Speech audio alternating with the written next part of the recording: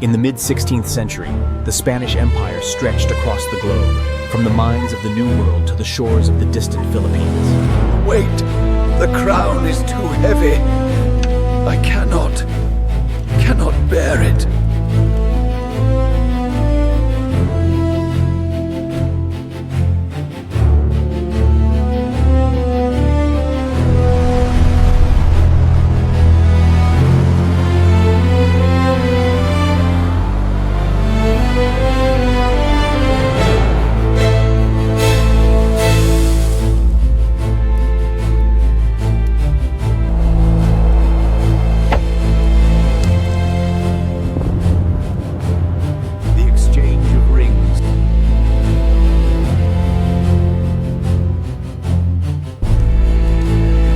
King's gaze held the... Hold them back!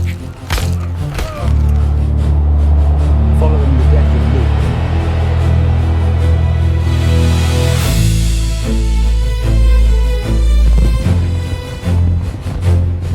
The largest cavalry charge in history, the Polish winged hussars thunder down Kahlenberg, shattering the Ottoman lines and saving Vienna. From the muddy fields of Flanders to the distant shores of...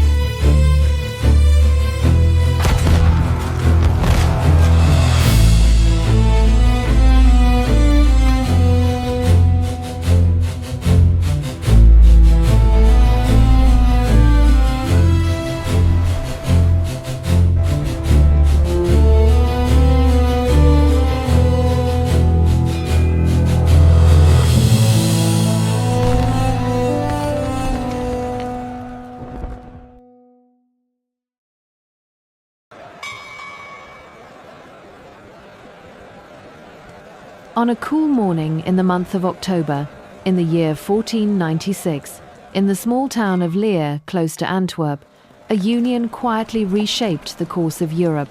A young princess, Joanna of Castile from the Spanish royal house of Trastamara, stood beside Philip the Handsome, Duke of Burgundy and Lord of the Netherlands. The pair were just on the cusp of adulthood, Joanna at the age of 16 and Philip at 17. Yet the vows they exchanged tied together not just two hearts, but also two of Europe's most illustrious dynasties. Our futures. I accept this vow. Philip's father, Maximilian of the House of Habsburg, Archduke of Austria, and soon-to-be Holy Roman Emperor, gazed upon the ceremony with intent. To those present, it might have appeared as a straightforward political alliance, just one of many set up to bolster royal connections. Yet this marriage, subtly blessed beneath the Flemish skies, held within it the future ascent of a global empire. Blessing beneath Flemish skies holds the future empire. Joanna's life soon took a tragic and significant turn. Her siblings, some born out of wedlock, others claimed by untimely death, left her as the rightful heir to the thrones of Castile and Aragon. When the crowns passed to her, Spain became united under a single rule.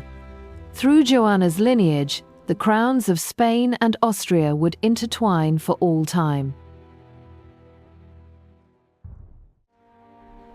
From this union came Charles, the firstborn son of Joanna and Philip. When Charles rose to power, he became the first Habsburg ruler of Spain, connecting the strength of Iberia with the aspirations of Austria. By the middle of the 16th century, during his reign, the House of Habsburg held sway over territories that extended across Spain, Austria, Hungary, Bohemia, the Low Countries, and parts of Italy, along with extensive overseas lands where, as many claimed, the sun never set. The tale of the Habsburgs started modestly in the valleys of the Swiss Alps, where they were once merely minor nobles. Yet through marriage, diplomacy, and war, their influence expanded into an empire that spanned across continents. From the humble origins of a medieval family to becoming rulers of half the known world, Their power lasted for centuries until the conclusion of the First World War in 1918. They forged a dynasty. This is the legacy of Joanna of Castile and Philip the Handsome, a marriage that reshaped kingdoms and gave birth to a dynasty whose reach defined the age of empires, the House of Habsburg.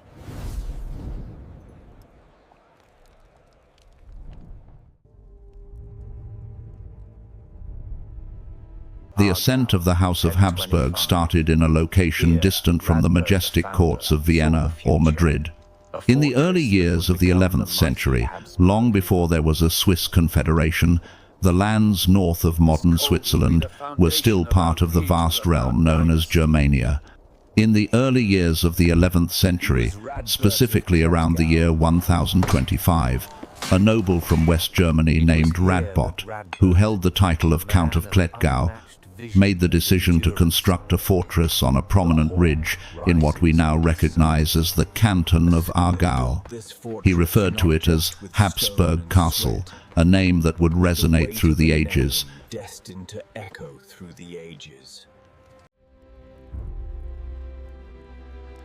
The significance of Habsburg has been a topic of discussion for quite some time. The term Burg translates to a fort or settlement in the German language, as seen in names like Hamburg or Nuremberg. The Habs might come from the word hawk, which hints at the castle's high location, or it could stem from ford, indicating a crossing over the river beneath. Regardless of its beginnings, the name became linked to the land and, before long, to a family whose aspirations would soar as high as the hawks that flew around their castle. Centuries, scholars have debated its true meaning and legacy. During that time, the majority of Europeans had not yet adopted surnames. Individuals were recognized by their occupation, family background, or place of origin. Yet the descendants of Radbot, filled with pride for their stone fortress overlooking the Aare River, claimed its name as their own. They became the Habsburgs, a lineage that would shape the destiny of Europe. Powerful lineage exerted its will. The initial Habsburgs grew their influence not by means of warfare, but by strategically selecting their unions. By the middle of the 12th century, they held the title of Count of Habsburg and had gained new lands in western Germany and around the Alpine passes. Every union, every alliance, brought greater power and influence.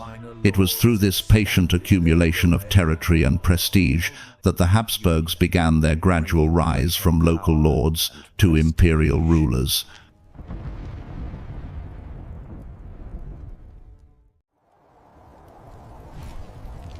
A turning point arrived in the 13th century when the family redirected its attention towards the south. Their ambitions shifted towards the lush valleys and towering mountain strongholds of Austria, at that time still a part of the larger Germania. At the heart of this new chapter stood one man, Rudolf von Habsburg, whose rise would mark the true beginning of Habsburg greatness. Cold stone against the fading light. Rudolf von Habsburg was born in the year 1211 into a family of modest yet rising nobility. From a young age, Rudolf understood that power in the empire did not always come from conflict, but from alliances, loyalty, and the right moment. As a Count of Habsburg, he bolstered his influence throughout the Alpine regions and forged essential connections with nearby nobles and bishops, subtly gearing up for something more significant.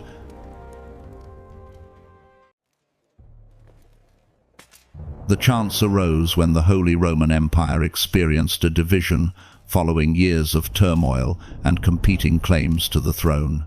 In the year 1273, the electors of the empire selected Rudolf von Habsburg as King of the Romans, marking him as the first member of his house to don a crown. Very few could have envisioned that the Count from a modest Swiss fortress would ascend to the throne and become emperor over a significant portion of Central Europe. Rudolf's time as ruler transformed the family's future. he asserted imperial control over Austria, Styria, and Carinthia lands that became the foundation of Habsburg power for many centuries. His victory over King Ottokar of Bohemia secured those territories and established Vienna as the new heart of his realm.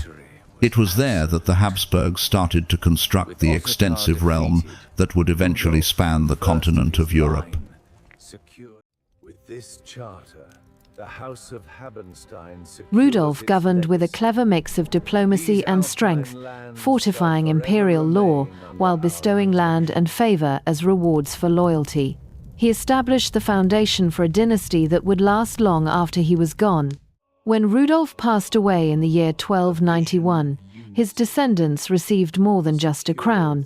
They embraced a vision to unite Europe not solely through conquest, but through the craft of alliance, inheritance, and faith.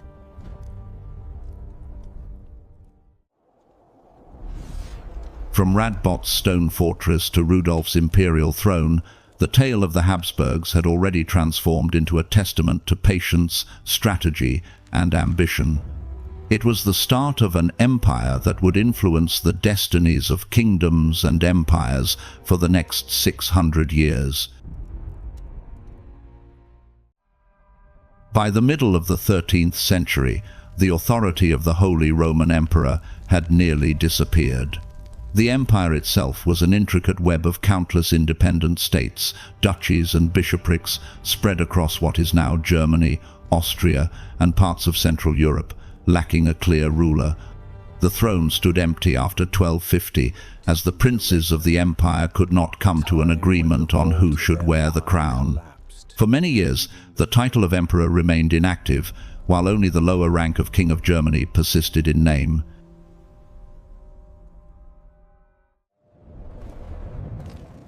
It was into this power vacuum that Rudolf von Habsburg entered. In the year 1273, he was selected as King of Germany, not yet an emperor, but a leader with sufficient authority to alter the balance of power. Rudolf utilized this new position with exceptional skill. In less than 10 years, he had changed his family's fortunes by gaining control of Austria and Styria. In the year 1282, he granted both duchies to his sons, transforming what had once been a Swiss noble line into the ruling House of Austria. The Habsburgs then relocated their seat of power to Vienna, a modest settlement during that period, situated along the banks of the Danube. With their guidance, the city started to thrive. By the late 14th century, their influence extended throughout Central Europe. When Rudolf IV, Duke of Austria, established the University of Vienna in the year 1365, he not only bolstered education but also confirmed Vienna as the intellectual and political center of the Habsburg domain.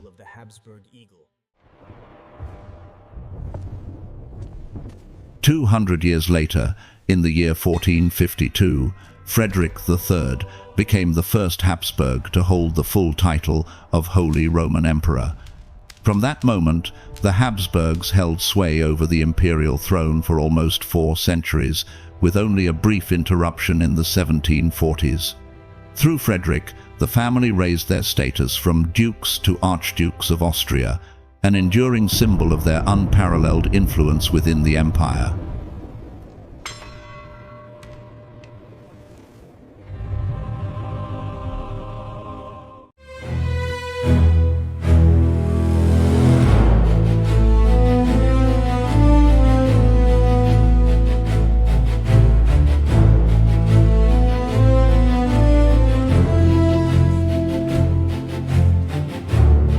Frederick III's most strategic move came through the union of marriage.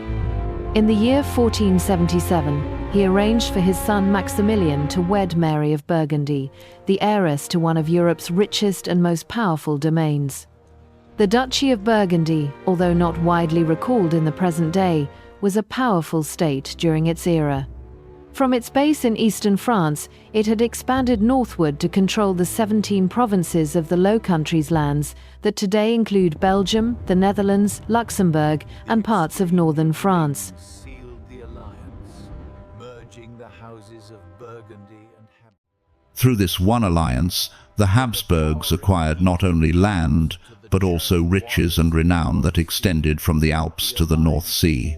The union of Maximilian and Mary signified the dawn of a new chapter, an era where the Habsburgs transformed from being just the rulers of Austria to becoming the builders of a European empire. Blood and ink marked the beginning. The Duchy of Burgundy was not just large but also incredibly rich. During the 15th century, the cities of Bruges, Ghent and Antwerp thrived with trade, art and culture, competing with the splendor of Florence or Venice. Historians later referred to it as the Burgundian Renaissance, a northern counterpart to the Italian Renaissance, where artists, poets and thinkers received support from the dukes. Knowledge lights our way, dispelling shadows of the darkest day. Truth is forged not just... Yet beneath this splendor lay a sense of uncertainty. Duke Charles the Bold, the ruler of Burgundy, did not have a legitimate male heir. Under the Salic law, which prevented inheritance through the female line, the future of the duchy was uncertain. When Charles was killed at the Battle of Nancy in the year 1477, his daughter Mary stood as the sole heir. Through her marriage to Maximilian of Habsburg, Burgundy's rich dominions passed to the Habsburgs.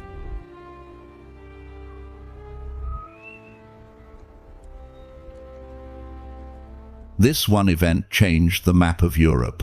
As the 15th century came to an end, the Habsburgs emerged as Archdukes of Austria, lords of the Low Countries, and bearers of the imperial crown. Even though they had lost their ancestral lands in the Swiss Alps to the growing Swiss Confederacy, their influence now extended from Vienna to the North Sea, an empire forged through alliances, inheritance, and strategy rather than solely through warfare. Though they lost the rugged lands of their birthright. In this time of dynastic politics, another royal marriage would further influence the fate of Europe. In the year 1469, Queen Isabella of Castile and King Ferdinand of Aragon came together From in the marriage, towering uniting peaks of the Spain. Alps to Years the later, churning they waters arranged of for the their North daughter, Sea. Joanna of The Castile, alliance to wed forged Philip the Handsome, son of Maximilian of Habsburg, in the year 1496. This union connected the crowns of Spain and Austria, broadening Habsburg influence throughout the Iberian world.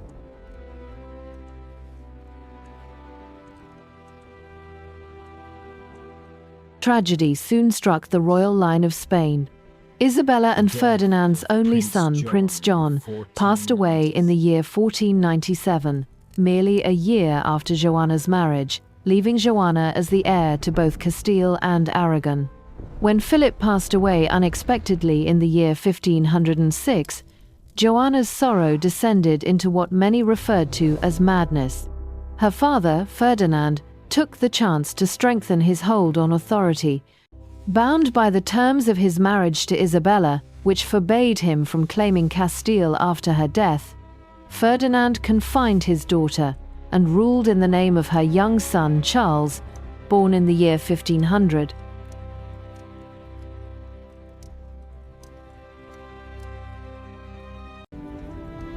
For 10 years, Ferdinand governed Spain and its kingdoms under the guise of guardianship. When he died in 1516, the crown passed to a young Charles, who was just 16 years old at the time.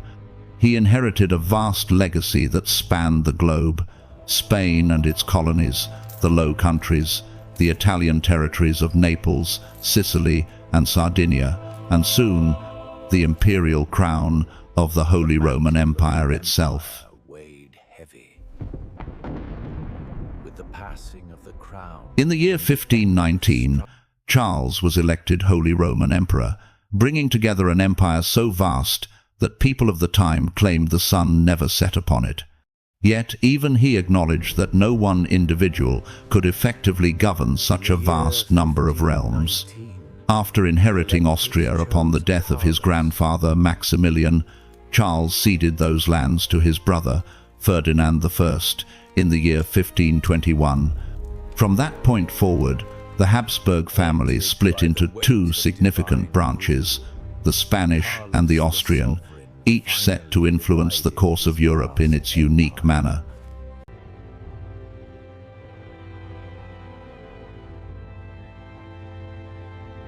The reign of Charles V, which continued until 1556, represented the pinnacle of Habsburg power.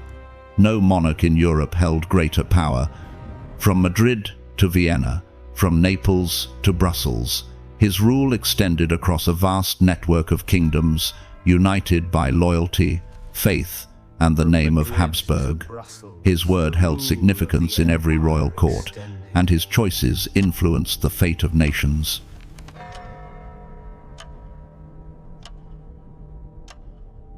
A significant portion of Charles's reign was taken up by the conflicts over control of Italy, a battle between the Habsburgs and the French that started in the year 1494. One victory after another solidified his dominance.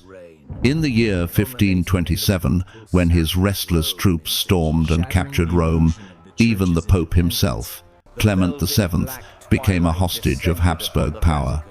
From that moment on, the independence of the papacy became nothing more than an illusion. 94. This one event sent waves throughout Europe. When King Henry VIII of England sought to annul his marriage to Catherine of Aragon, who was Charles's aunt, the Pope dared not defy the emperor who held Rome in his grasp. After being denied his divorce, Henry separated from the Catholic Church and proclaimed himself the leader of the Church of England.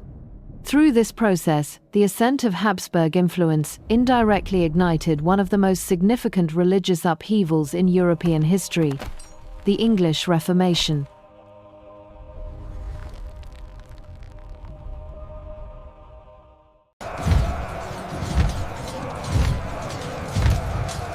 Simultaneously, the Christian world encountered yet another threat emerging from the east. The Ottoman Empire, guided by influential sultans, had been making consistent progress through the Balkans since the 14th century. After conquering Constantinople in the year 1453, their armies pushed ever deeper into Europe. The decisive clash occurred on the 29th of August in the year 1526 at the Battle of Mohacs in Hungary, where the Hungarian king, Louis II, lost his life in combat.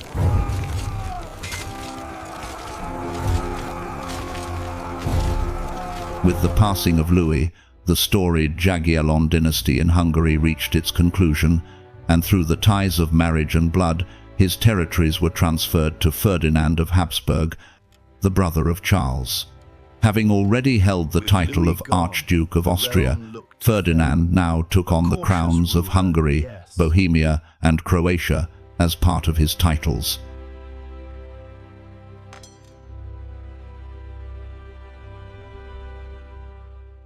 By 1526, the influence of the Habsburgs was unmatched.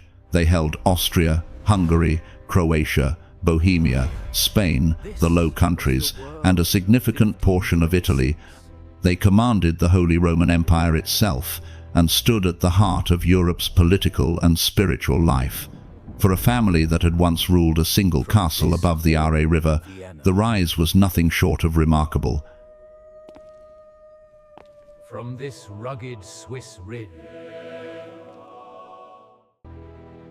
The realm of Charles V extended well beyond the borders of Europe. As the leader of the House of Habsburg and the King of Spain, he oversaw the First Empire where the sun never truly set. Although the ancient Persians, Romans, and even the Mongols once held extensive lands, none had attained such worldwide influence. Under Charles, the Spanish Empire emerged as the world's first great superpower, with its influence reaching nearly every continent.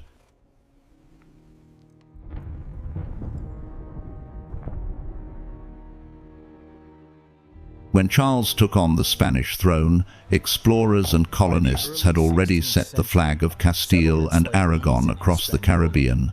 Settlements thrived in Cuba, Hispaniola, and the surrounding islands.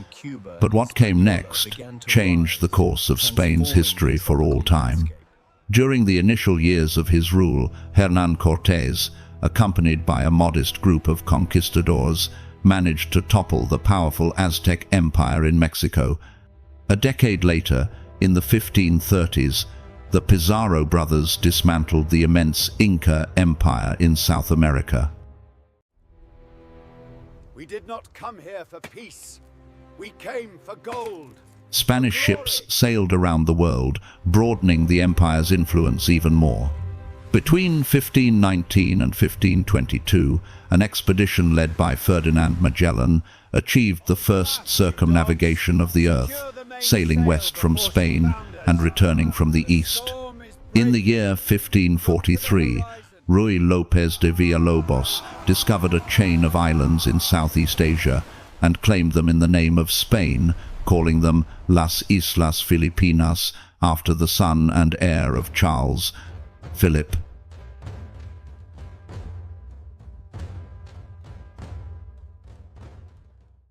By the middle of the 16th century, Spain's empire stretched across the globe, encompassing the Caribbean, Central and South America, portions of coastal Africa, and the Philippines in Asia.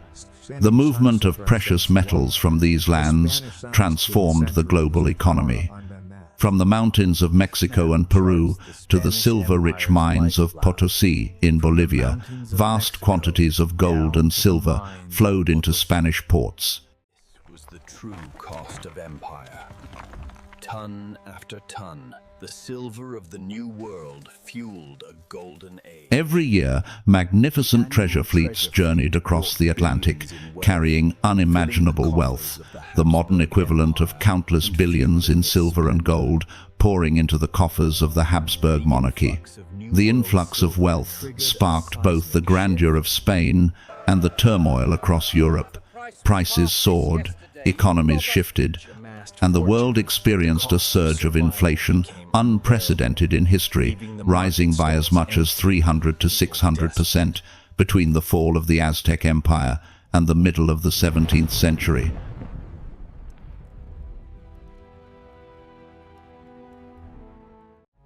During the reign of Charles V, the Habsburgs found themselves at the heart of a world that had undergone significant transformation. From a castle above the Aare River, their legacy had reached the farthest corners of the earth.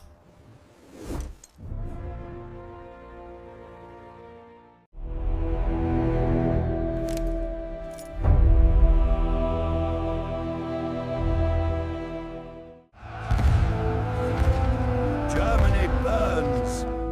The old ways are dead. Despite all his victories, Charles V experienced scant tranquility in his reign. A devoted Catholic, he saw his empire as a vessel of faith as well as governance. Yet, in the year 1517, 2 years before he became Holy Roman Emperor, Martin Luther's challenge to the Church shattered that vision. The Protestant Reformation spread rapidly throughout his territories, fracturing the very Europe that Charles had envisioned uniting.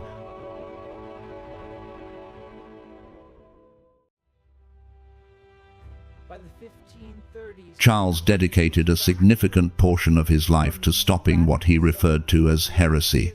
He fought battle after battle throughout Germany and beyond, aiming to bring back the power of Rome. Yet, each battle appeared to give rise to fresh reformers. By the 1530s, Calvinists and Anabaptists had emerged, pushing Protestantism into new, radical forms. Charles's tireless campaigns brought minimal enduring success, yet they permanently linked the Habsburg name to the defense of the Catholic faith.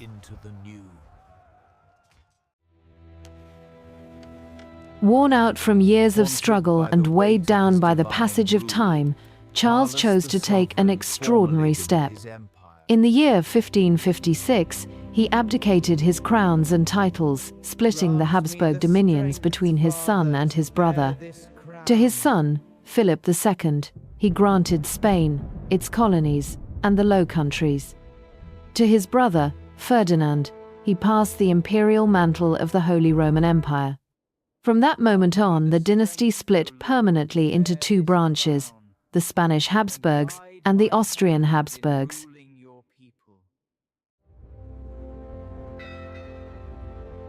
Philip II demonstrated fully that he was his father's heir in both conviction and ambition.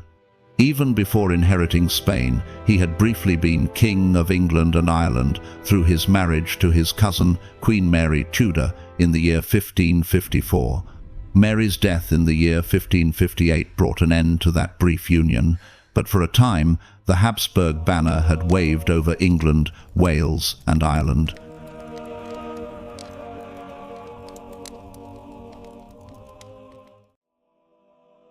When Philip ascended to the Spanish throne, the empire's reach was unparalleled, but so too were its adversaries. With a steadfast resolve to eradicate Protestantism in every corner it reached, he carried on the military campaigns initiated by his father. In the year 1559, he brought the long Italian wars to a close, establishing Spain as the unchallenged power of the peninsula. His fleets then turned east to engage in battle with the Ottoman Turks. In the year 1571, during the Battle of Lepanto, a coalition of Spanish, Venetian and Allied galleys defeated the Ottoman navy in one of the most significant sea battles in history. Allied fleets turn east, confronting the Ottoman.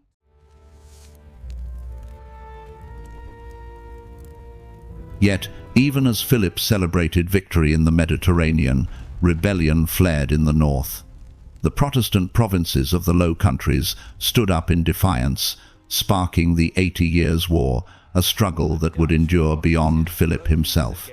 Meanwhile, relations with England became strained as Queen Elizabeth I reinstated Protestantism following the death of her sister, Mary. The tension between Madrid and London escalated until it burst into open conflict in the year 1585, culminating in the fateful launch of the Spanish Armada in the year 1588.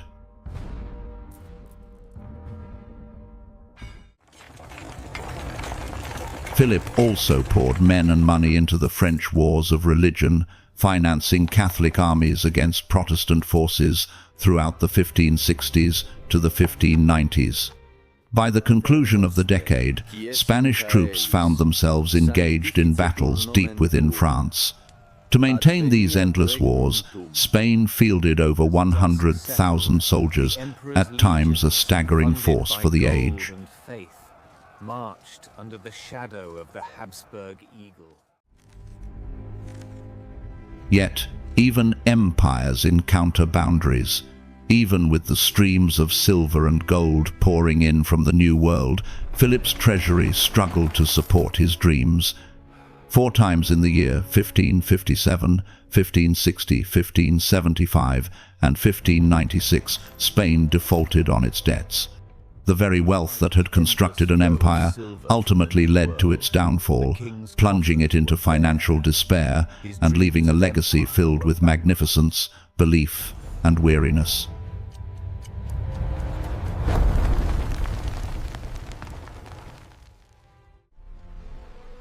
Ultimately, every piece of silver, every ship, and all the blood that Philip II invested resulted in very little. By 1604, after nearly 20 years of conflict, England, still a minor power compared to Spain's vast empire, had fought the Habsburgs to a standstill. The Dutch, as well, would not give in. Their revolt transformed into a lasting independence, and by the 1590s, it was already evident that the Dutch Republic would endure and even flourish, entering a golden age of trade and culture, while Spain gradually declined. The Habsburgs held onto their grip over the southern provinces of the Low Countries, which we now know as present-day Belgium, yet their power was beginning to diminish. In France, Philip's intervention did not yield the outcome he hoped for. The French king, Henry IV, who was once a Protestant, made the significant decision to convert to Catholicism in order to bring an end to the bloody wars of religion. He famously declared that Paris is worth a mass.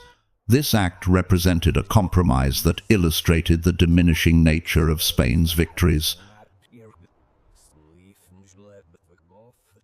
As the silver fleets dwindled, The empire's exhaustion became The signs of decline became increasingly difficult to overlook. The unending conflicts, lavish court displays, and constant financial failures had exhausted the empire. Even the silver fleets that once filled Spanish treasuries began to decrease. By the middle of the 17th century, shipments from the Americas were merely a small portion of what they had been during Philip's prime. Spain, stripped of its illusions, was revealed as a kingdom hollowed out by debt, corruption, and mismanagement. Revolts erupted most notably in Portugal, which regained its independence in the 1640s.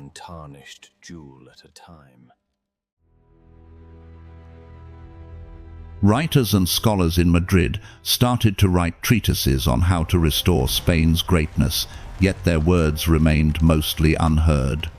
By the time England and Spain clashed again between the year 1654 and the year 1660, the balance of power had reversed entirely. England was rising to prominence. Spain, led by its weakened Habsburg kings, was in a state of irreversible decline. And in the tempest of the Channel, a new naval power was forged. At the same time, the Austrian branch of the Habsburgs in Vienna encountered their own challenges. Even though they continued to wear the imperial crown, their power had diminished significantly compared to what their Spanish relatives had once wielded. Their realm faced two unyielding challenges: the rise of the Protestant Reformation within the Holy Roman Empire, and the ongoing threat of Ottoman expansion along their southern borders.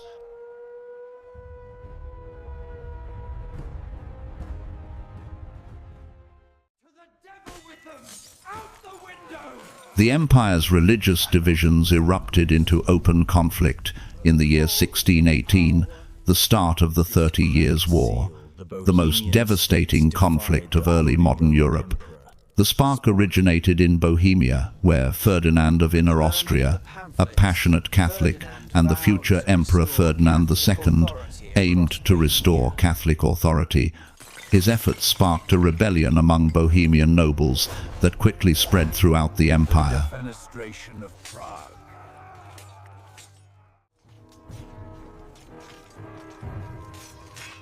In the early years, Ferdinand's armies defeated Protestant resistance in Bohemia and the Palatinate, seemingly ensuring Habsburg dominance. But the war would not come to a close. One by one, foreign powers stepped in to stop Habsburg expansion. Denmark entered the conflict in the year 1625, followed by Sweden in the year 1629, whose armies swept through Central Europe before being driven back in the year 1630s. Marking the decisive victory of Ferdinand's Catholic League. Finally, in the year 1635, Catholic France, fearing Habsburg dominance, joined the fight, ironically siding with the German Protestants. What started as a local uprising in Bohemia transformed into a widespread battle for dominance across Europe, once more throwing the Habsburg realm into turmoil. Once a symbol of unity. The 30 Years' War raged on until 1648, leaving Central Europe in ruins. The conflict concluded not with triumph, but with fatigue. The Treaty of Westphalia finally ushered in peace, proclaiming that every state within the Holy Roman Empire would have the freedom to select its own faith. After 30 years of bloodshed, the Austrian Habsburgs had failed to achieve their aim: to restore Catholic unity and to turn the empire into a single, centralized monarchy under their rule.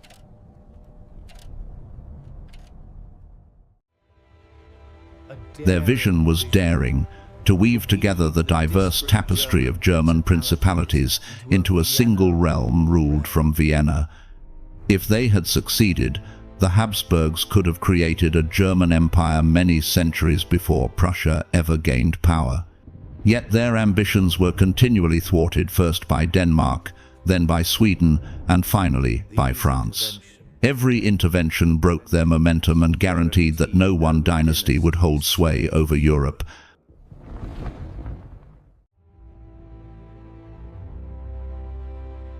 The cost of failure was immense. Amidst the wars, sieges, massacres, and famine, countless lives were lost throughout the German lands. Whole regions saw their populations vanish, cities were set ablaze, and villages faded away.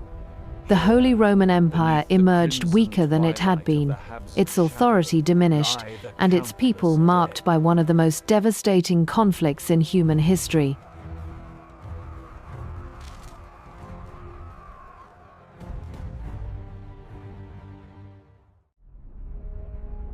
For the House of Habsburg, the war signified both the boundaries of their influence and the onset of their gradual downfall. Even with their grand titles and immense prestige, their dreams of conquering Europe faced formidable obstacles in the form of geography, faith, and unwavering resistance.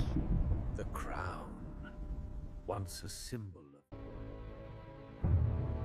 The tale of the Habsburgs, however, was also a tale of individuals, of how leadership shaped the fate of empires. Charles V and Philip II stand as monumental figures of their time, overseeing the most significant territorial expansion their family ever accomplished. Yet history views them with a blend of perspectives.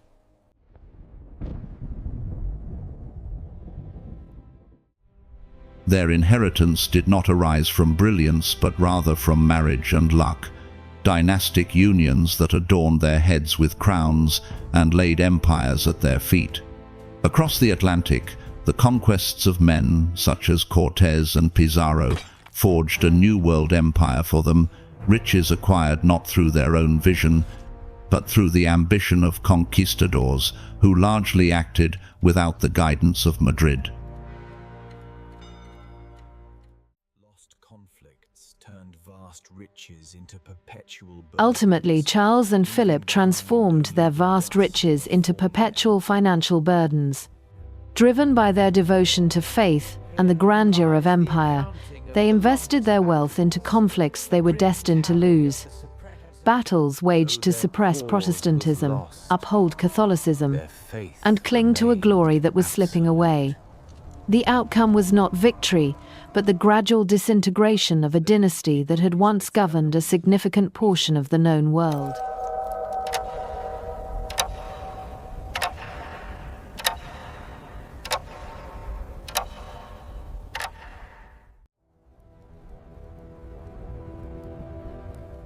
Rudolf II, who governed the Austrian territories and held the title of Holy Roman Emperor from the year 1576 until his passing in the year 1612, represented the complexities of the Habsburg heritage. A supporter of science and art, he transformed his court in Prague and Vienna into a sanctuary for painters, astronomers, and alchemists. Yet, for all his refinement, he lacked the strength of a leader. His deep interest in mysticism and his hesitance to take charge led to instability spreading throughout his empire.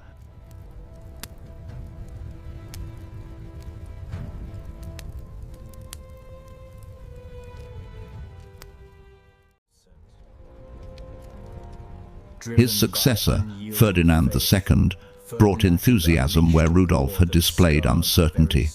A devout Catholic, Ferdinand's unwavering resolve to restore the faith through force plunged Europe into the catastrophe of the 30 Years' War, a conflict that left the Habsburg lands deeply scarred and utterly exhausted. The dynasty came out of it diminished, their aspirations for religious unity and imperial supremacy broken. This court will enforce his will.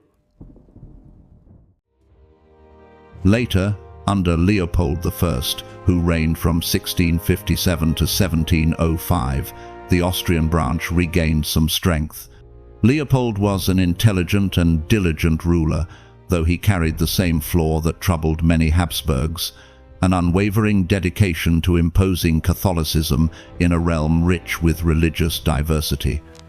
Yet, in contrast to those who came before him, he took advantage of the chance presented by crisis, especially in the Balkans, where the Ottoman threat re-emerged with alarming intensity. In the year 1683, while Europe was still recovering from conflicts with Louis XIV of France, the Ottoman Empire launched another westward campaign. Sultan Mehmed IV dispatched an army of 150,000 soldiers, led by Kara Mustafa Pasha, to besiege Vienna. With Austria's main forces engaged in other conflicts, the city appeared to be facing a grim fate. For a pair of long months, the walls of Vienna trembled under bombardment, and the fate of Central Europe hung in the balance.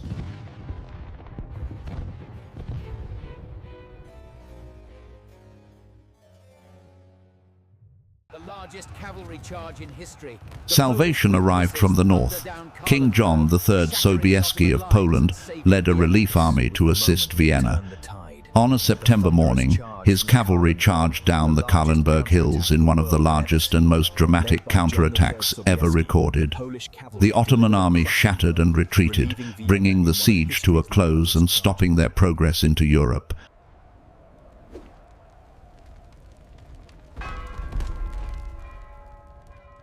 In the years that came after, Leopold built a strong alliance with Poland, Venice, and Russia, engaging in what would be referred to as the Great Turkish War. For 15 years, the coalition drove the Ottomans back across the Balkans. When peace was finally signed in the year 1699, Austria had secured vast new territories in Hungary, Transylvania, and along the Danube. For the very first time in many generations, the Austrian Habsburgs found themselves not as besieged defenders, but as triumphant victors, pushing eastward into territories that would stay under their control for hundreds of years. Yet even with this triumph, one truth endured. No Habsburg, neither in Vienna nor in Madrid, was ever granted the title the Great. Unlike Frederick of Prussia or Peter and Catherine of Russia, the Habsburg rulers were remembered not for transforming their states, but for surviving the storms of history driven by faith, fortune, and the endless weight of empire.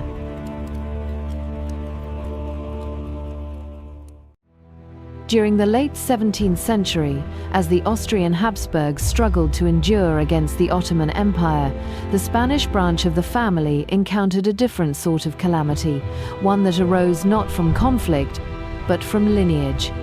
For over 150 years, beginning with the union of Joanna of Castile and Philip of Burgundy in the year 1496, the two branches of the Habsburg family had preserved their unity through continuous intermarriage. What started as a political strategy to maintain power gradually turned into the family's downfall. The pattern was striking. King Philip III of Spain married his first cousin, Margaret of Austria, in the year 1599. Their daughter, Maria Anna, later married her own first cousin, Emperor Ferdinand III of Austria, who was her mother's nephew. The following generation delved even deeper into the intricate web of family connections. Maria Anna's daughter, Mariana of Austria, married King Philip IV of Spain in the year 1649, her own uncle. For countless generations, the same bloodlines had circled endlessly between Madrid and Vienna, until their genetic fragility became irreparable. Gold and blood was less a celebration than a solemn duty. The outcome of this inbreeding was personified in one man, Charles II of Spain, remembered in history as El Hechizado, the bewitched king. Born in the year 1661, Charles endured a lifetime filled with significant physical and mental challenges. His jaw was not quite right, his speech was difficult to understand, and his body was weak. His skull displayed indications of hydrocephalus, and his mind never completely matured. He was the tragic heir to centuries of dynastic obsession, a king more pitied than feared. Charles became king in the year 1665, when he was merely 3 years old. Numerous individuals believed he would not reach adulthood, yet he defied expectations and lived until the year 1700. Yet, His time in power was marked by stagnation and deterioration. Spain, already weakened by debt and misrule, continued to fade under his delicate leadership. Even after two arranged marriages, one to Marie-Louise of Orleans and the other to Maria Anna of Neuburg, Charles did not have any children. When Charles II passed away without children at the age of 38, he left behind not only a broken body, but also a kingdom without an heir. The union of dynastic marriages, which had lasted for centuries, had finally reached its end. His death triggered a crisis that engulfed Europe, the War of the Spanish Succession, beginning in the year 1701. The binding of great houses. In that moment, the greatest strength of the Habsburgs' dynastic unity through marriage was revealed to be their fatal weakness. What had once created an empire that spanned the globe now led it to the edge of ruin.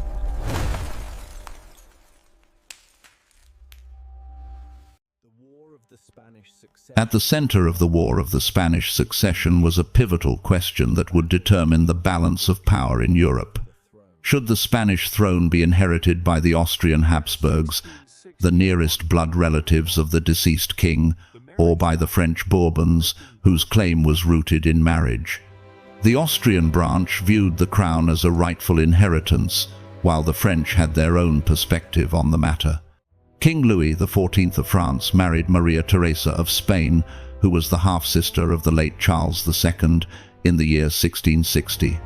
Through her, the Bourbon princes were also descended from the Habsburg lineage.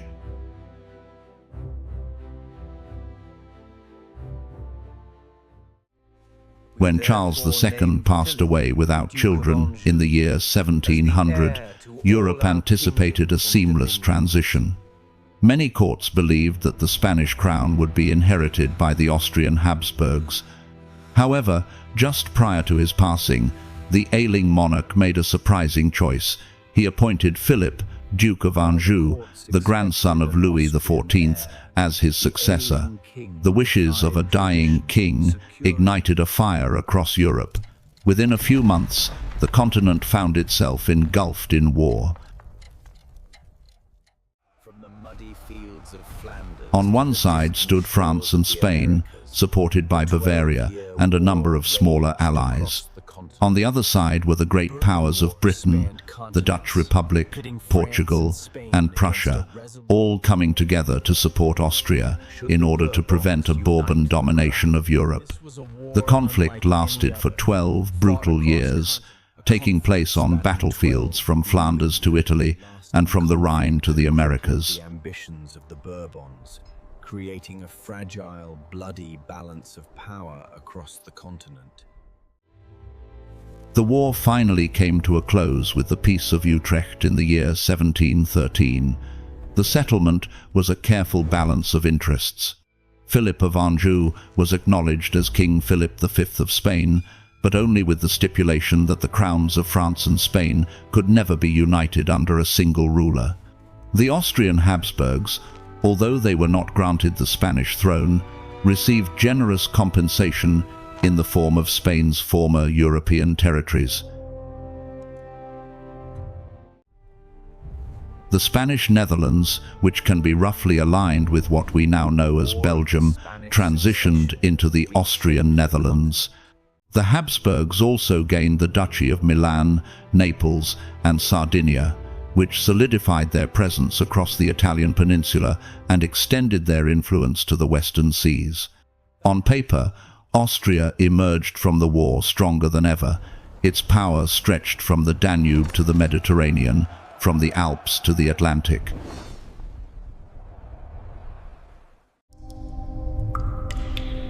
In an effort to take advantage of this newfound strength, Emperor Charles VI established the Ostend Company in the year 1722, a trading enterprise located near Bruges. The aim was to create an Austrian colonial presence beyond its borders, reflecting the worldwide empires of Britain, France, and the Dutch. Yet the effort stumbled, choked by diplomatic pressure and a shortage of naval reach. As the Hohenzollerns united their lands, the age Even as Austria seemed to flourish, fresh dangers were emerging in the north. The once modest Margravate of Brandenburg and the Duchy of Prussia united in the year 1618, creating a rising power centered in Berlin. By the early 18th century, this new Prussia was expanding eastward into the lands of modern Poland and the Baltic, ready to challenge the Habsburgs for supremacy in the German world.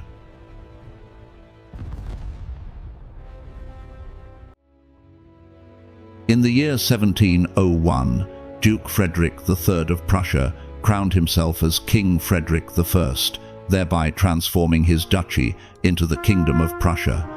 This bold act marked the rise of a new rival on the European stage, one that would soon challenge the Habsburg supremacy in Central Europe. After 4 decades, in the year 1740, the balance of power shifted once more. The passing of Emperor Charles VI resulted in his daughter, Maria Theresa, becoming the heir to the Austrian Habsburg territories, which set off the War of the Austrian Succession. A great number of people questioned whether a woman could justly govern the Habsburg realms and bear the title of Holy Roman Empress. Prussia, led by its ambitious young king, Frederick II, took advantage of the opportunity. In a swift campaign, he invaded Silesia, a rich and strategically vital region that spans parts of modern Poland, Germany, and Czechia. Throughout more than 8 years of conflict, Prussia remained steadfast, solidifying its position as a powerful force and permanently changing the landscape of Central Europe. The rivalry between Austria and Prussia emerged as the defining tension of the 18th and 19th centuries. The Habsburgs in Vienna and the Hohenzollerns in Berlin vied for control over the German-speaking realm, occasionally through diplomatic means, but more frequently through conflict. Even with their deep-seated animosity, both dynasties recognized the importance of working together when their interests coincided.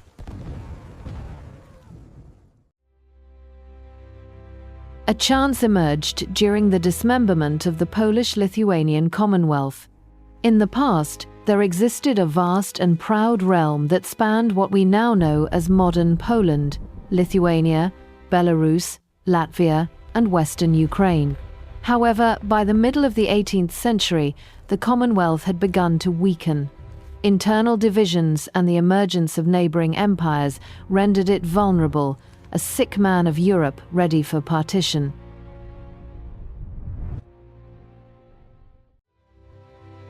Starting in the year 1772 and wrapping up in 1795, Austria, Prussia, and Russia split the lands of the Commonwealth among themselves through 3 successive partitions.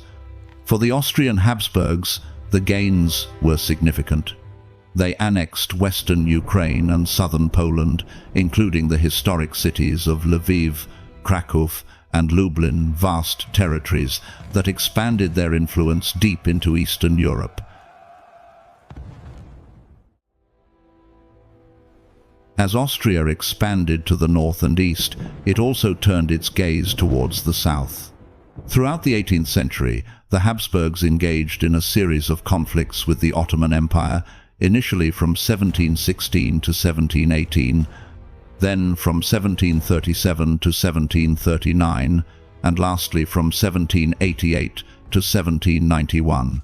The campaigns were lengthy and filled with conflict, yet Austria slowly expanded its borders into the Balkans, taking control of lands in Serbia and Bosnia. The rivalry between Austria and Prussia emerged as the defining tension of the 18th and 19th centuries. The Habsburgs in Vienna and the Hohenzollerns in Berlin vied for control over the German-speaking realm, occasionally through diplomatic means, but more frequently through conflict. Even with their deep-seated animosity, both dynasties recognized the importance of working together when their interests coincided. The last divisions of Poland emerged, as Europe found itself in a time of turmoil like never seen before. By the time the second and third partitions were completed in the 1790s, the continent was descending into a storm of revolution and war that would last for nearly 25 years. The spark originated in France. In 1789, King Louis XVI called together the Estates General, the French Parliament, for the first time in 175 years. What started as a plea for change swiftly transformed into an uprising. The last divisions of Poland emerged as Europe found itself in a time of turmoil like never seen before. By the time the second and third partitions were completed in the 1790s, the continent was descending into a storm of revolution and war that would last for nearly 25 years. The spark originated in France. In 1789, King Louis XVI called together the Estates General, the French Parliament, for the first time in 175 years. What started as a plea for change swiftly transformed into an uprising.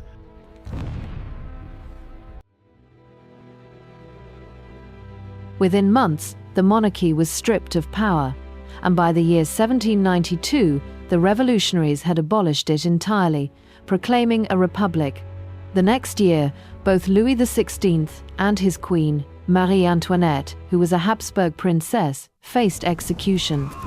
Their deaths sent shockwaves through Europe, but none felt it more deeply than the city of Vienna. The Austrian court looked on in dread as a member of their own was taken to the guillotine.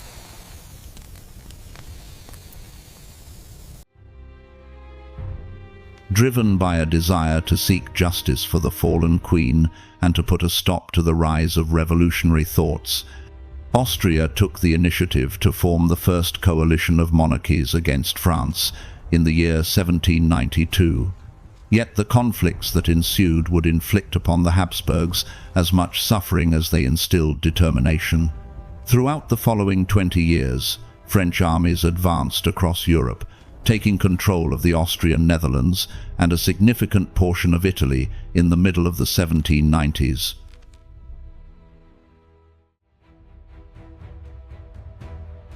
Then arrived Napoleon Bonaparte.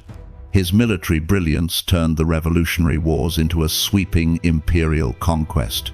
The Habsburgs faced numerous defeats at his hands: Austerlitz in 1805, Wagram in 1809, and Vienna itself was occupied on 2 occasions. Yet, unlike Prussia, which Napoleon dismantled and humiliated, Austria managed to preserve its core lands and royal prestige through clever diplomacy.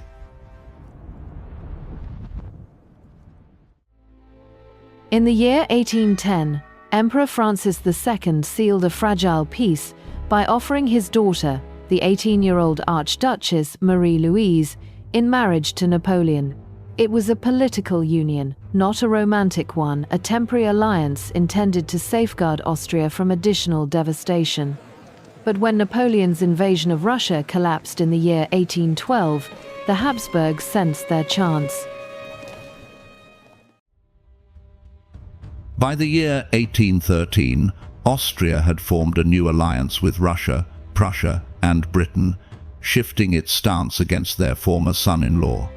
Together, they brought down Napoleon's empire and compelled his abdication the next year. When the dust settled, Austria found itself among the victors, its lands intact and its prestige renewed. A significant portion of that recovery can be attributed to a single individual, Clemens von Metternich, the foreign minister of Austria. During the Congress of Vienna in the years 1814 and 1815, Metternich skillfully managed the rebuilding of Europe after the Napoleonic era. The peace he brokered created a balance of power that would endure for many years and reaffirmed Austria's position once again as a prominent player in continental politics. Yet even triumph brought transformation. The Habsburgs gave up their claim to the Low Countries, a claim that had lasted for centuries. From 1815 onwards, those territories were incorporated into the new Kingdom of the Netherlands. In the year 1830, a revolution in the southern provinces led to the emergence of an independent Belgium, bringing to a close over 350 years of Habsburg governance in the area. Even so, as Europe reconstructed itself following many years of turmoil, Austria rose to prominence. The empire extended across Central Europe and the Balkans, with its court in Vienna serving once more as the diplomatic center of the continent. Yet, under the grandeur of the renewed order, fresh forces, nationalism, liberalism, and the restless recollection of revolution were starting to awaken.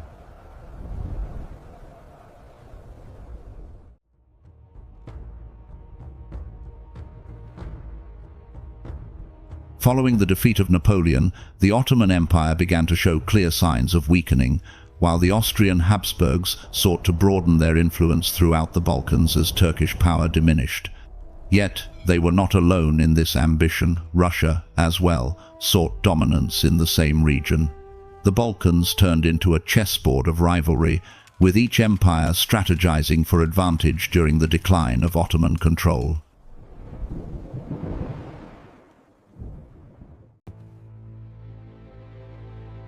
In Italy, the period following Napoleon's rule brought brief advantages for Vienna.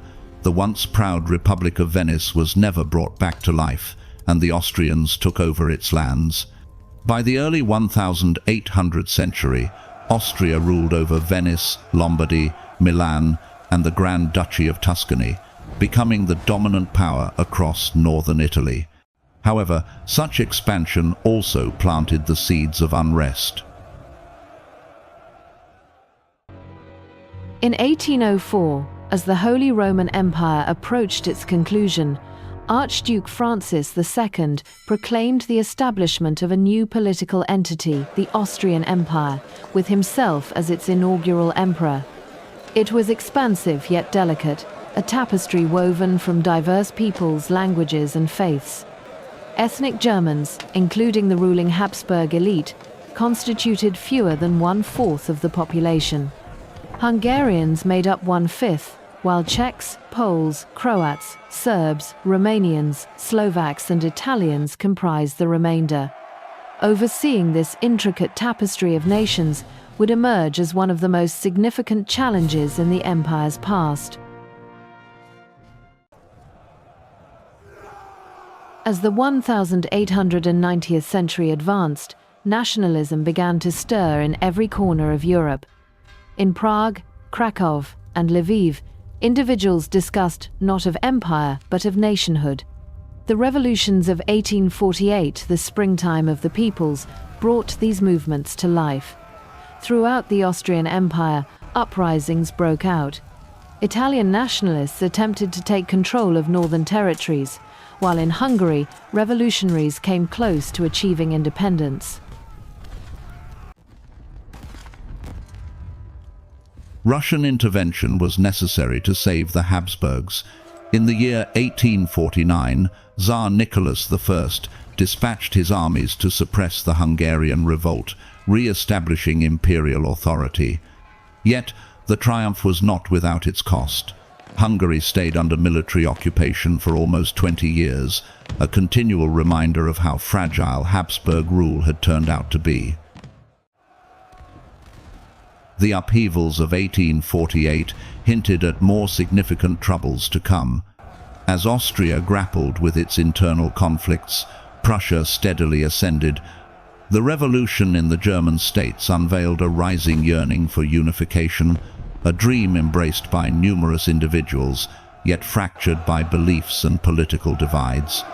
Protestant Prussia in the north and Catholic Austria in the south vied for leadership of the German world, while smaller states aligned according to their religious and regional loyalties. Emperor Franz Joseph, who took the throne amidst the chaos of 1848, would go on to rule for almost 70 years, marking the longest reign in the history of the Habsburgs. Yet, his early decisions failed to foresee the rise of a man who would transform Europe. Otto von Bismarck.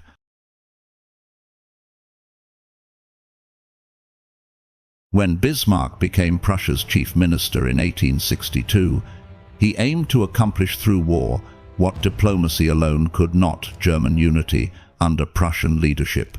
Through a series of short yet impactful battles, he broke down the influence of Austria. Prussia triumphed over Denmark in the year 1864, brought humiliation to Austria during the Austro-Prussian War of 1866, and subsequently defeated France from 1870 to 1871.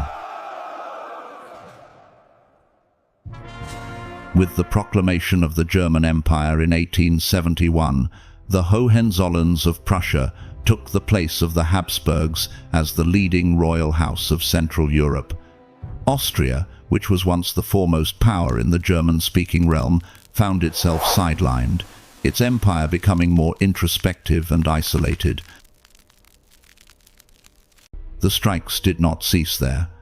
During the Second and Third Wars of Italian independence in the year 1859 and the year 1866, the Kingdom of Sardinia took away from Austria almost all of its Italian territories, finalizing the unification of Italy. Even a distant imperial gamble ended in tragedy.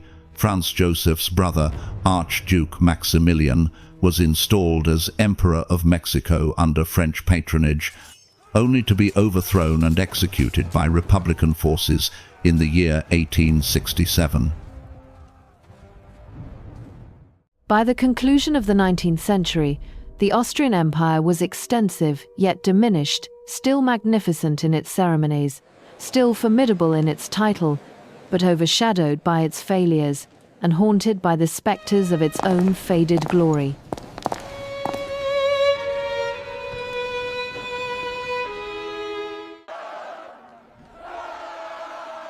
Faced with many years of unrest and degradation, Emperor Franz Joseph aimed for stability by pursuing compromise.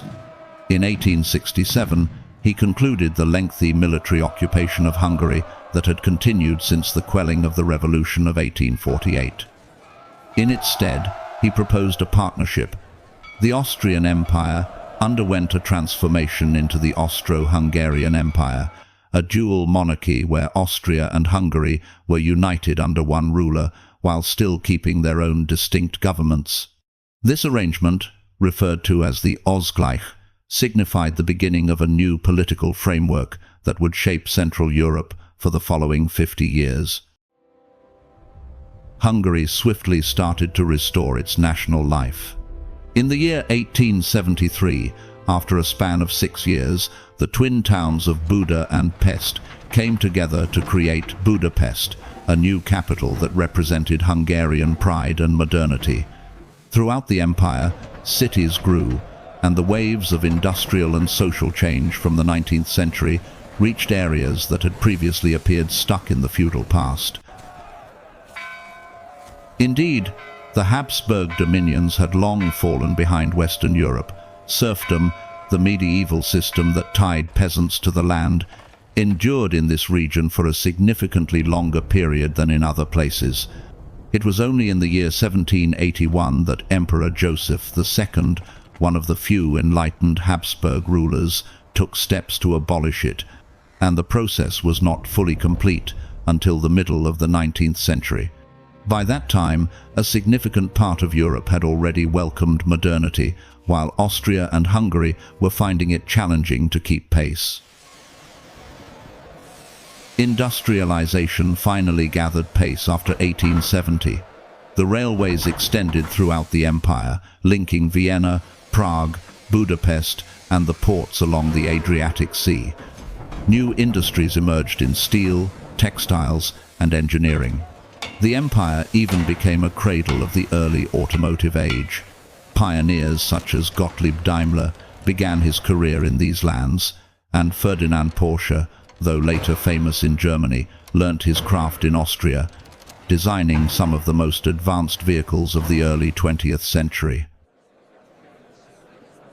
As factories and railways transformed the economy, Vienna blossomed into one of the great cultural capitals of the modern era.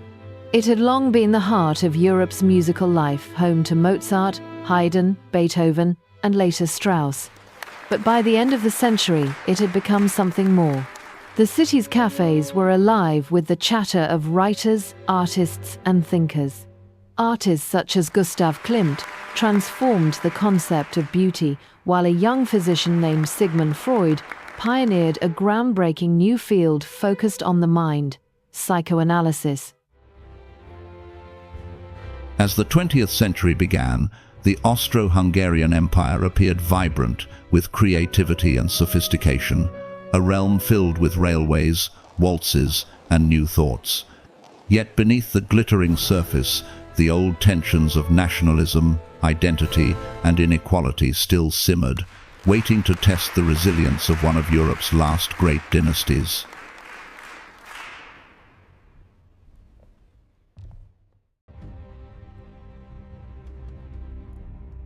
As the 1890s approached, the Austro-Hungarian Empire encountered not just internal changes, but also a changing geopolitical environment.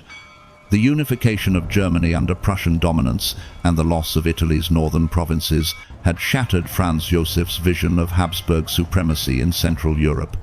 By the 1870s, Vienna found itself needing to reconsider its aspirations. The empire looked towards the south and east toward the Balkans, where the Ottoman Empire was falling apart, and where opportunity and peril were closely linked. The decline of the Ottoman Empire had progressed to such an extent that European diplomats openly contemplated the division of its territories, reminiscent of the partitioning of Poland a century prior. Franz Joseph perceived in this disintegration an opportunity for Austria-Hungary to broaden its influence. However, Russia shared that same objective. When the Russo-Turkish War of 1877 to 1878 concluded with a significant Russian victory, the balance of power in the Balkans changed dramatically. In order to counter Russian ambitions, Austria-Hungary sought the support of its former rival, the newly united German Empire. In 1879, the two monarchies came together to form the Dual Alliance, an agreement that promised mutual defense against Russian aggression. This partnership would shape Central Europe for the coming generation, yet it also set the Habsburgs on a course that would ultimately lead to their downfall. Throughout the years that followed, Europe divided into competing factions. In 1882, Italy became a member of the Dual Alliance, thereby creating the Triple Alliance alongside Germany and Austria-Hungary. In response, Russia aligned with France in 1894, and Britain later joined the alliance through the Entente Cordiale with France in 1904. By the early 20th century, Europe found itself split between two formidable armed factions, the Central Powers and the Entente, its peace precariously balanced on a knife's edge.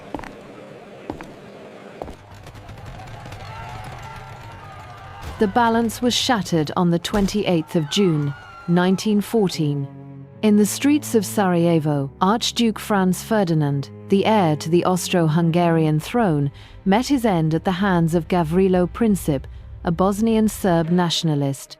The assassination hit the core of the empire, yet it also sparked a continent that was already ready for strife. The leaders of Vienna, resolute in their quest for control, insisted on probing into Serbia's involvement in the conspiracy conditions that would have undermined Serbia's independence. Russia, the guardian of the Slavic nations, took action to defend Serbia. Slowly but surely, Europe's alliances began to unfold, and in just a few weeks, the entire continent found itself consumed by war. Germany, Austria-Hungary, Bulgaria, and the Ottoman Empire opposed Russia, France, and Britain. What started as an imperial police action transformed into the First World War, a cataclysm that would bring an end to the world. Franz Joseph had dedicated his life to preserving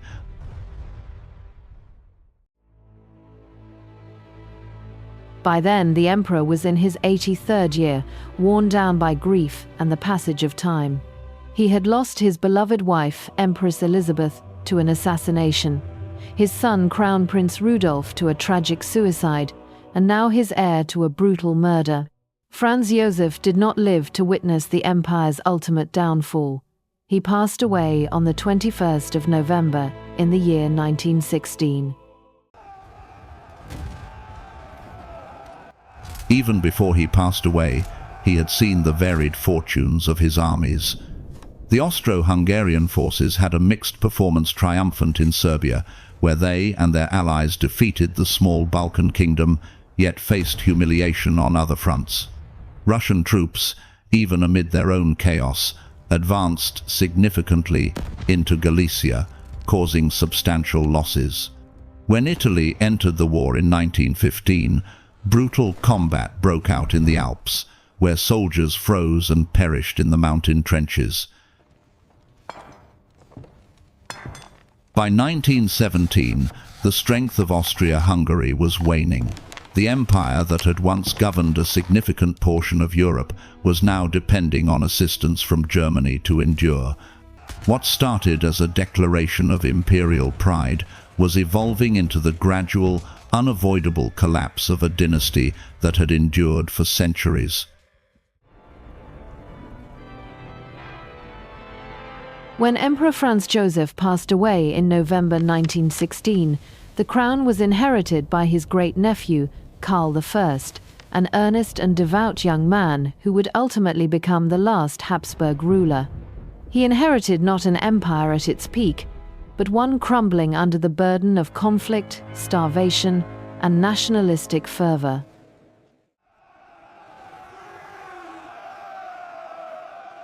By 1917, the Austro-Hungarian army remained intact, mainly due to the fact that its adversaries in the east were less formidable, while its ally, Germany, bore the primary responsibility for fighting on the Western Front. Yet within the empire, unity was falling apart. For many years, ethnic and national tensions between Czechs, Slovaks, Hungarians, Croats, Poles, Italians, and others had simmered beneath the surface. Now, as the conflict stretched into its fourth year, those tensions burst forth.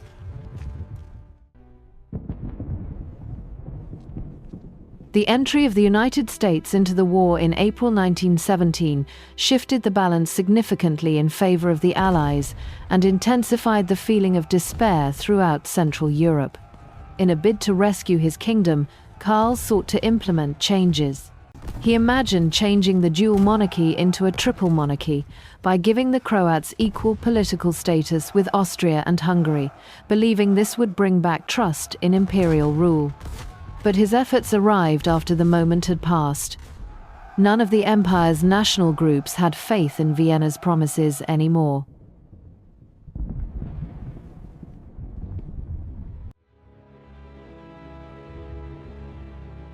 By late 1917, famine gripped entire regions, cities starved, and morale disintegrated.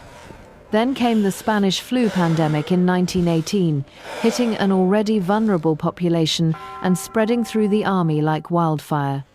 The empire that had once ruled countless individuals was now buckling from within.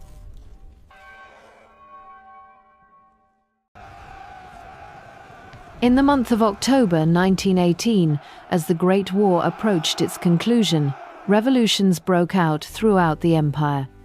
One by one, the nations that made it up declared their independence.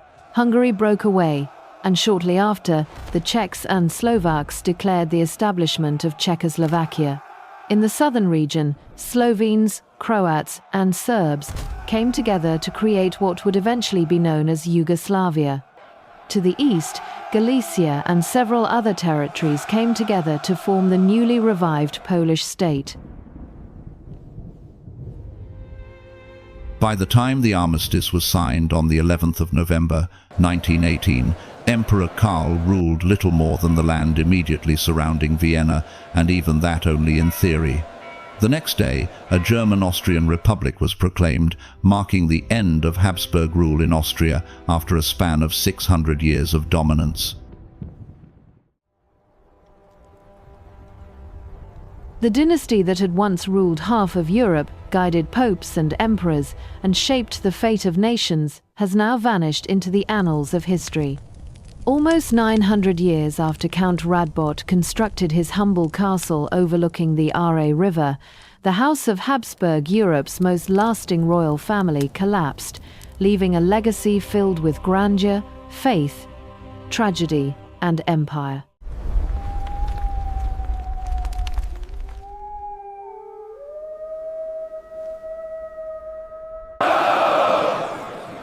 In April 1919, the newly formed Republic of Austria enacted a significant law that permanently abolished imperial rule. The legislation required that every member of the House of Habsburg vacate Austrian territory and prohibited their return unless they officially renounced all claims to the throne and to the extensive lands their forebears had once governed. The youthful republic, rising from the ruins of conflict and imperial rule, aimed to guarantee that the spectres of monarchy would not come back to disturb its delicate democracy. The action was taken for a reason. Even in exile, Emperor Karl I would not give up on his dreams of empire. From his refuge in Switzerland, he made two unsuccessful attempts in 1921 to reclaim the Hungarian throne through coups d'état. Both efforts fell apart, and the Allied powers quickly stepped in to take him out of Central Europe. Karl found himself exiled to the distant Portuguese island of Madeira, where he succumbed to pneumonia in the year 1922 at the age of 34. His dream of restoration laid to rest alongside him.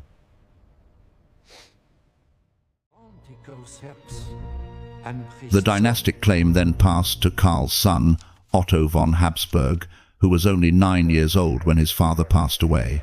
As he grew, Otto developed a deep passion for democracy and European unity, standing resolutely against fascism and totalitarianism.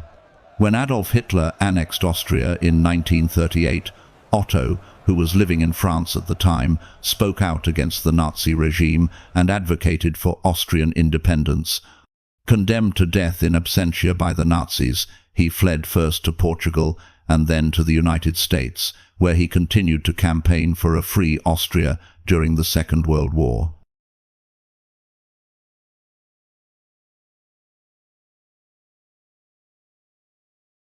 After the war, Otto renounced all dynastic claims to the Austrian throne in 1961, fulfilling the condition that allowed him to return to his homeland. In 1966, 48 years after the fall of his family's empire, he set foot in Austria once again. Otto later made his home in Germany, where he took on the role of a member of the European Parliament and emerged as a significant voice in the politics of post-war Europe. Throughout his time in office, Otto von Habsburg advocated for the concept of a united Europe, playing a significant role in the development of the European Economic Community and its change into the European Union. His life became a symbol of the reconciliation between the old dynastic Europe and the modern democratic order that took its place.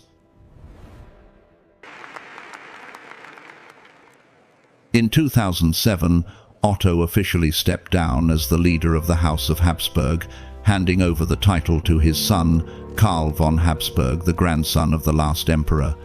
Karl has carried on the family's tradition of quiet public service, serving Austria as a member of the European Parliament from 1996 to 1999, and collaborating with international organizations focused on cultural heritage and cooperation.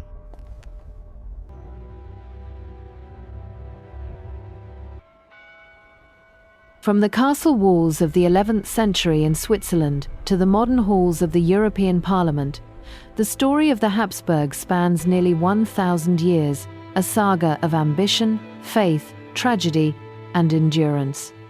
Once rulers of an empire on which the sun never set, They now stand as heirs to a legacy that helped shape the very heart of Europe. The tale of the House of Habsburg is, without a doubt, one of the most remarkable narratives in the entirety of human history. Very few dynasties have ever matched its endurance, its reach, or its influence. Over the course of almost 900 years, the Habsburgs influenced the destiny of Europe, not by means of conquest or revolution, but rather through diplomacy, inheritance, and marriage, the subtle tools of patience and careful planning. Many significant powers throughout history, Rome, the Mongols, the British Empire, and even the United States, ascended through military strength, commerce, or industrial prowess.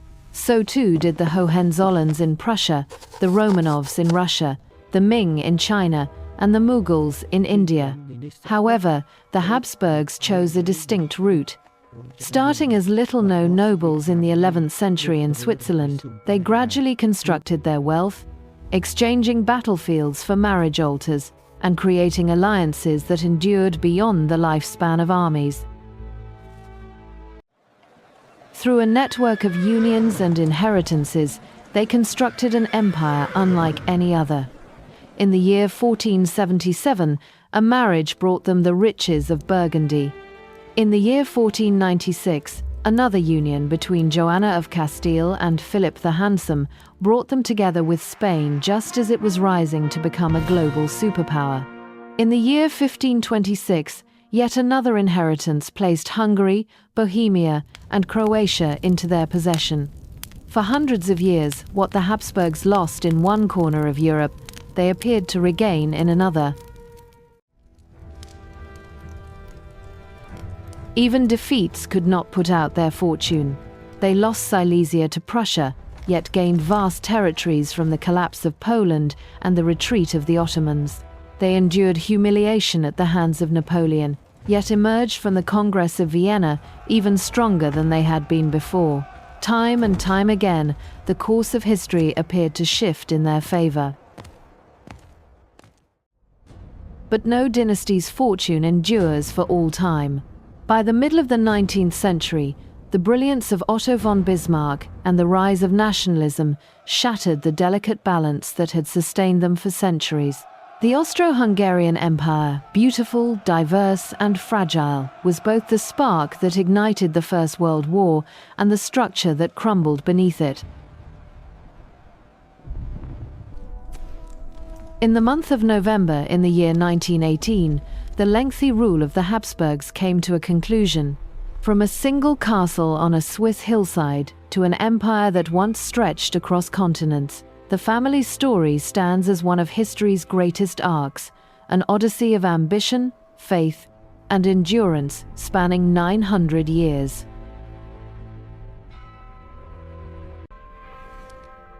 So, how ought we to remember them? Were the Habsburgs simply the fortunate recipients of luck and marriage, their empire constructed on chance and circumstance? Or were they clever architects of fate, leaders whose political brilliance influenced the trajectory of Europe for almost 1,000 years? The answer, maybe, exists somewhere in the middle of the two.